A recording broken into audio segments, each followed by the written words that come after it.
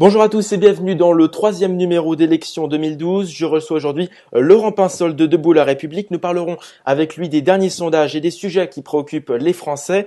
Nous parlerons aussi du thème de campagne plébiscité par les internautes et leurs questions qui ont été posées sur notre site internet.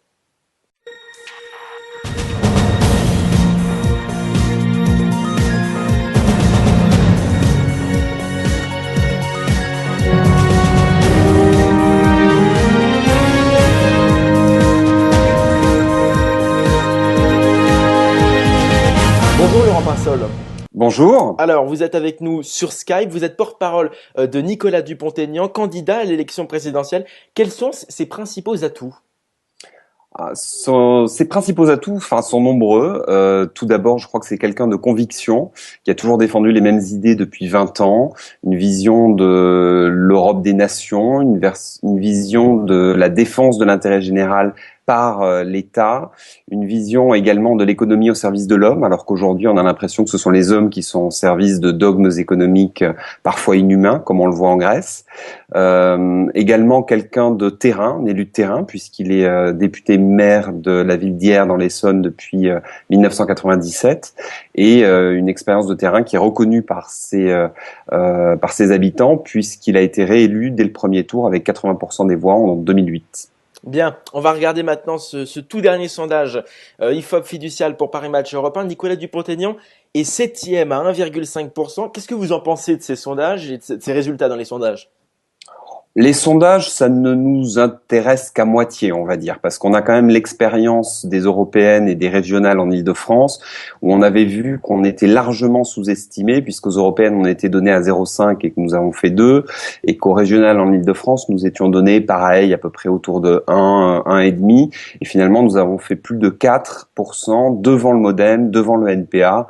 Donc, on jugera le 22 avril. D'ici là, je pense que c'est assez difficile de mesurer l'audience de Nicolas Dupont-Aignan, vu que c'est la première fois qu'il se présente, la première fois que Debout la République a un candidat à l'élection présidentielle. Donc on jugera sur pièce le 22 avril. Vous tendez aussi la main aux indécis encore ? Naturellement, c'était le discours de mardi soir de Nicolas Dupont-Aignan, qui veut démontrer en fait qu'entre les partis de la résignation vis-à-vis de la mondialisation que sont l'UMP, le PS, le MoDem, les Verts et les partis dits de protestation, il y a une voix qui est républicaine, raisonnable, mais qui présente une véritable alternative pour la France et les Français. Bien, on va passer maintenant au thème de campagne qui a été plébiscité par les internautes. Vous aviez le choix entre la sécurité, l'environnement, l'économie, la santé et l'éducation. C'est l'éducation que vous avez choisi. Alors, quelles sont les mesures phares du programme de Nicolas Dupont-Aignan dans ce domaine ? Alors, je vais en prendre 3 principales. La première, ça va être de dire que nous allons remplacer les départs de professeurs au primaire. Ce qu'il faut savoir qu'aujourd'hui, donc ça revient à embaucher 30 000 professeurs supplémentaires dans le primaire. Aujourd'hui, on voit qu'on a un gros problème de résultats, puisqu'on a 20% des enfants qui, à la fin du CM2, ne maîtrisent pas bien la lecture et l'écriture, ce qui est totalement inacceptable.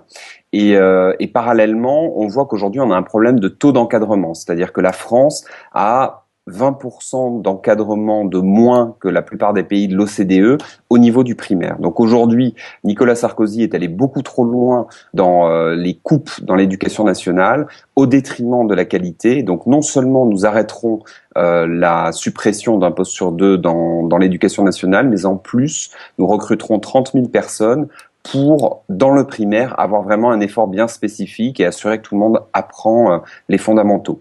Le deuxième point important qui va de pair en fait avec ce que j'ai pu dire sur le primaire, c'est augmenter le nombre d'heures de français. C'est-à-dire que depuis une trentaine d'années, on a diminué le nombre d'heures d'apprentissage du français.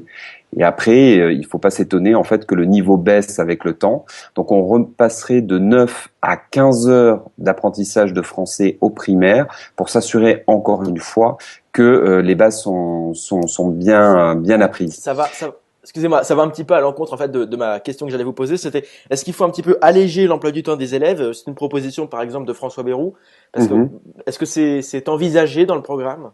Ah, naturellement, on va pas passer de 9 à 15 heures en rajoutant 6 heures de cours pour les D'accord. élèves. Ça, c'est bien évident. Il faudra faire le tri dans les matières, remettre en fait des priorités claires aux apprentissages fondamentaux. C'est-à-dire que ce qu'on voit depuis 30 ans, c'est que grosso modo, il y a une dispersion de l'effort de l'éducation nationale. On se disperse dans des tas de modules différents, des modules un peu mode de vie ou plus comportementaux. Et aujourd'hui, on veut simplement assurer l'apprentissage des bases qui ne se fait plus aujourd'hui en France. D'accord. Je vous laisse développer la troisième proposition. Je vous poserai d'autres questions juste après. Bien sûr. La troisième proposition, en fait, ça va être de rétablir l'autorité des professeurs à l'école, parce qu'on a beaucoup de professeurs d'ailleurs qui nous ont contactés depuis 1 ou 2 ans et qui nous expliquent un peu quelle est la situation de l'éducation nationale.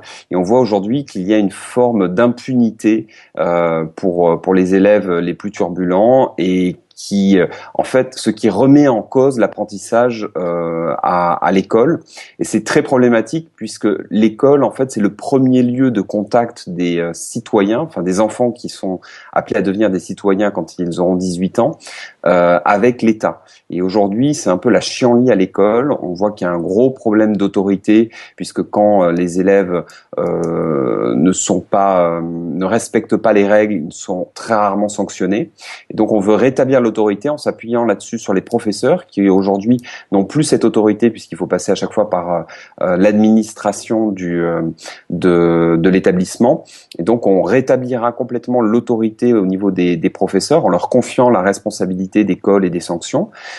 Qui aujourd'hui est confiée à l'administration. Et deux, on créera et on accélérera la création d'établissements spécialisés à destination des élèves les plus turbulents pour permettre de traiter spécifiquement les élèves qui en ont besoin. D'accord. L'éducation, en quelque sorte, une sorte de mini-société un petit peu. Il faut réorganiser un petit peu l'autorité. Exactement, D'accord. exactement. Allez, une autre question maintenant. Est-ce qu'il faut réduire le temps de vacances pour avoir un rythme moins cadencé, moins difficile?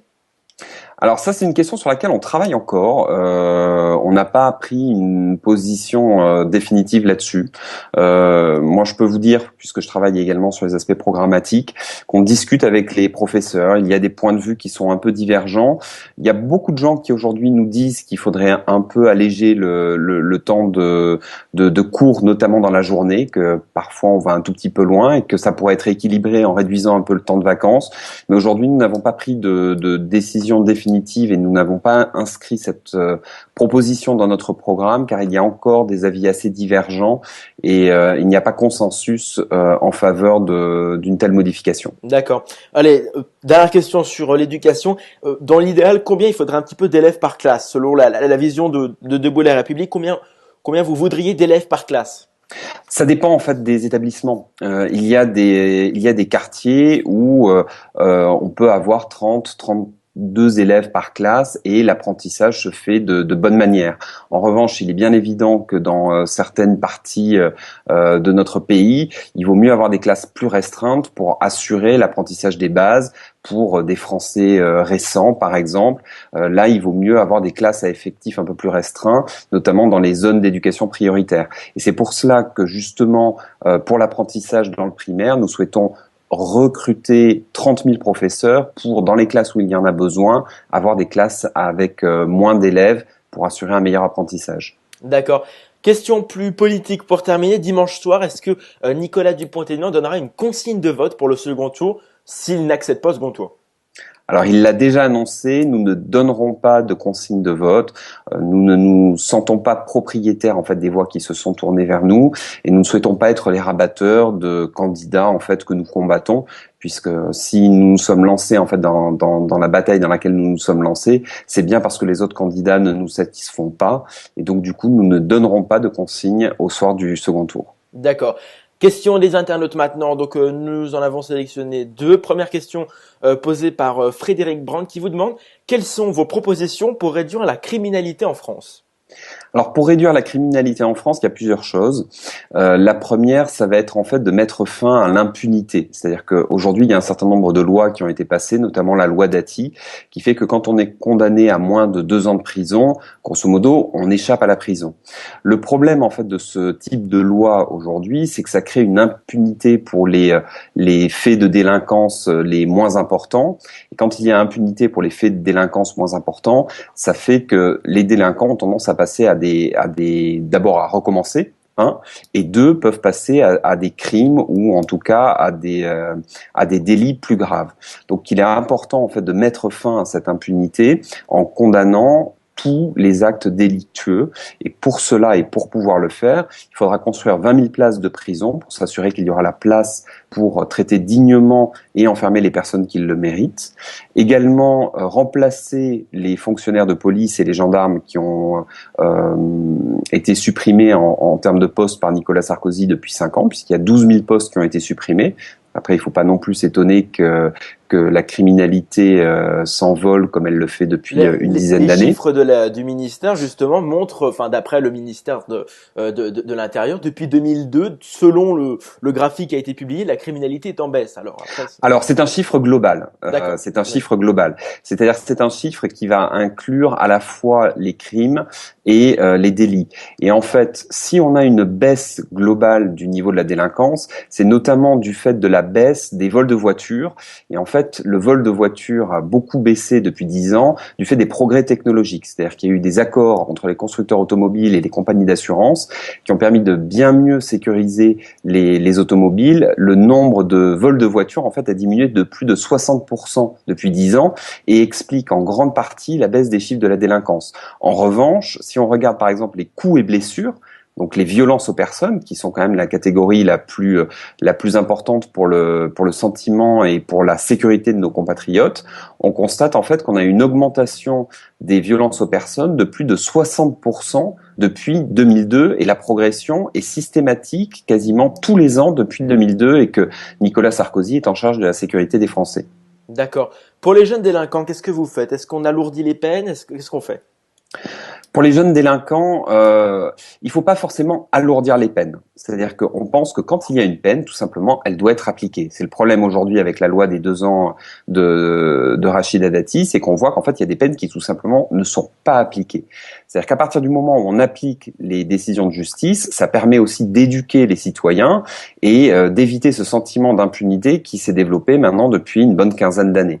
Donc il faut appliquer les peines, simplement avoir des réponses qui soient appropriées évidemment à chaque délit et à chaque crime, mais après l'appliquer fermement et également de manière décente, parce qu'il s'agit bien évidemment d'éviter la récidive plus tard. Et aujourd'hui, avec la façon dont nos prisons sont surpeuplées et les diminutions de moyens pour le personnel pénitentiaire, on se rend compte qu'en fait, les prisons, malheureusement, n'ont pas suffisamment une vocation de réinsertion dans la société. Est-ce que les policiers ne sont pas assez nombreux ou est-ce que, de par la mauvaise application des peines, il manque de pouvoir?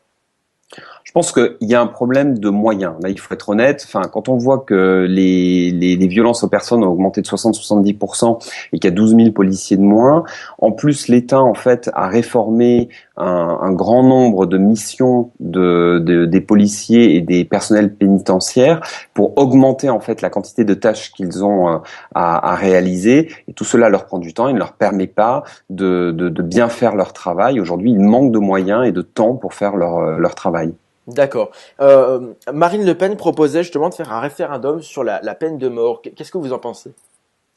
Nous y sommes hostiles. Nous sommes hostiles à la peine de mort. Donc là, nous ne sommes pas du tout d'accord avec elle. D'accord. Seconde question donc posée par François 665. Comptez-vous sortir le Karcher pour nettoyer les banlieues comme le proposait Nicolas Sarkozy? C'est pas sortir le Karcher pour nettoyer les banlieues, parce que je pense que c'est une expression qui est malheureuse, qui n'a pas vraiment sa place dans la bouche d'un ministre de l'Intérieur et qui en plus a tendance à généraliser la situation dans les banlieues. Ce qu'il faut voir aujourd'hui, ce qui se passe, c'est qu'il y a une petite minorité aujourd'hui de délinquants qui ne sont pas bien sanctionnés et qui donc du coup ne reviennent pas sur le droit chemin. Aujourd'hui, il faut simplement faire appliquer la loi républicaine, cesser la gesticulation manipulation législative et verbale qui est en cours depuis 10 ans, appliquer fermement mais justement les lois, et cela permettra de rétablir l'état de droit dans les banlieues. D'accord. Pour terminer maintenant, c'est pas une question des internautes, hein, mais comment un petit peu s'est déroulée cette campagne? Est-ce que vous pensez que la communication s'est bien déroulée d'abord avec les actions coup de poing, on l'a vu sur de nombreux médias. Comment elle s'est déroulée cette campagne? Bon, on pense qu'elle s'est bien déroulée. On aura le résultat en fait le 22 avril.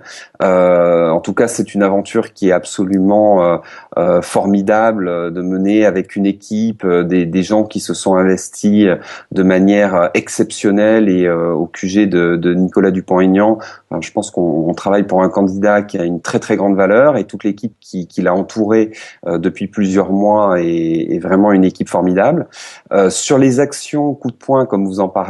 Ce qu'il est important de voir en fait avec ces opérations, c'est qu'à chaque fois, ce sont des opérations qui ont un sens. C'est-à-dire, ce sont pas des opérations juste destinées à faire du bruit pour faire du bruit. À chaque fois, il y a un sens. C'est-à-dire que quand Nicolas Dupont-Aignan va voir les ouvriers d'Aulnay et après fait une action en face dans un cinéma, c'est que de la sorte, il explique qu'aujourd'hui, on fait du protectionnisme pour défendre notre industrie cinématographique, et que cela marche, puisque les entrées ne se sont jamais aussi bien portées que depuis, je crois, 50 ans, et le cinéma français en profite, sans se fermer sur le reste du monde, alors que parallèlement, on laisse en fait tous les véhicules fabriqués en Corée ou en Roumanie rentrer en France, et que cela provoque une hémorragie au niveau de nos constructeurs automobiles qui fabriquent de moins en moins en France. Donc certes, ce sont des opérations coup de poing, mais ce sont toujours des opérations derrière lesquelles il y a un vrai sens, et il y a de vraies propositions, de manière en fait à attirer un peu l'attention des médias sur nos idées et nos propositions. D'accord. Allez, pour terminer, on a vu l'autre jour un clash, il faut le dire, sur Canal+ avec les chroniqueurs lorsque Nicolas Dupont-Aignan a parlé de leur salaire. Est-ce que c'était prévu comme action coup de poing en quelque sorte? Alors, c'était pas du tout prévu. En fait, Nicolas Dupont-Aignan s'en est expliqué lors du meeting du Bataclan mardi soir. Ce qu'il a expliqué, c'est que tout simplement, lors du début de l'émission, il parlait justement de ses déplacements en province, des ouvriers qu'il avait rencontrés, qui pleuraient parce que leurs usines étaient délocalisées, que le matériel partait à l'étranger. Il parlait de la souffrance en fait de tous les Français qu'il a pu rencontrer depuis les 18 mois à peu près qu'il a préparé cette présidentielle, et les animateurs du Grand Journal le regardaient avec un air un peu dédaigneux, comme si ça n'avait aucune importance. Et donc là, du coup, il s'est un peu fâché, et donc a voulu rappeler à ces gens-là, qui sont souvent un peu les bonnes consciences du monde, qu'il faudrait un peu qu'ils se préoccupent aujourd'hui du sort des Français, et que ne pas écouter, et en tout cas ne pas faire preuve d'attention à l'égard de la souffrance des autres, étant donné leur situation, n'était pas acceptable. D'accord. Qu'est-ce que vous pensez, vous, du traitement des médias dans cette campagne? On a vu, pour équilibrer le temps de parole, des candidats comme Nicolas Sarkozy ou François Hollande, même François Bayrou qui passaient dans la journée, et puis des candidats comme Nicolas Dupont-Aignan, comme Eva Joly, qui étaient rediffusés en intégralité la nuit, d'1 heure à 4 heures du matin. Qu'est-ce que vous en pensez? C'était juste comme traitement? Alors bon, on a heureusement eu les 2 dernières semaines où il y avait une égalité totale du temps de parole, Par horaire, y oui. compris au niveau des horaires, donc ça c'était mieux.